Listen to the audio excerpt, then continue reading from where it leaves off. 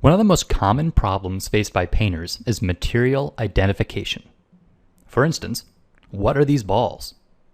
Without scale reference or context, all the viewer has to go on is the way that the materials reflect light. So in this video, I'm going to explain the importance of glossiness, where to look for it, and I'll suggest an exercise that'll help you hone your eye.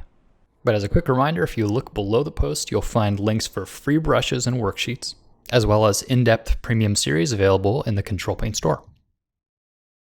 So if you guessed that these are both photos of ping pong balls, you'd be halfway right. I actually cheated a bit and hid one important component of the image on the left, so I'll now reveal it. There I edited out the glossy highlight, and in doing so, made it look very similar to the actual ping pong ball on the right. So this glossy or specular highlight can help you identify the proper surface. Let's take a look at some construction materials. You could describe concrete, tile, and granite as all sort of rocky in texture. But when you see them here at a steep angle, their glossy highlights tell a different story. When I hide the color information and make it a grayscale image, it'll become even more evident. See how much sharper the glossy highlight is on those polished materials? Whereas the ceramic tile has a much softer transition from the highlight to the midtone.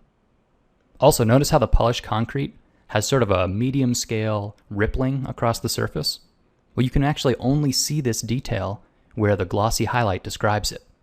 So in that way, a glossy highlight is incredibly important to showing off the form. Because if all you could see of this polished concrete was the bottom third of the image, it would look rather flat. So let's take a quick look at the forces that are causing this variation. So the diagram I've drawn here is not drawn to scale. Where you see the light coming out of a light source, bouncing off the surface and into the viewer's eye, the surface is actually zoomed in 1,000%, like you're looking through a microscope. So what you see here with the polished material is that it's generally flat. It's got a little bit of surface variation, and so some of the light beams will scatter a little bit, but most of them will be cleanly reflected into your eye. So what you're seeing in the halo effect around the glossy highlight is this scattering. Now let's take a look at the tile and see how different that is. So again, when seen at a micro level, this material has a much rougher surface. So you can see the same light sources hitting, but then scattering much more.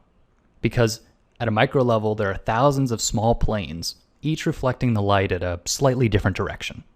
So the result is the smoother fall off of the highlight, creating the soft, diffused specularity.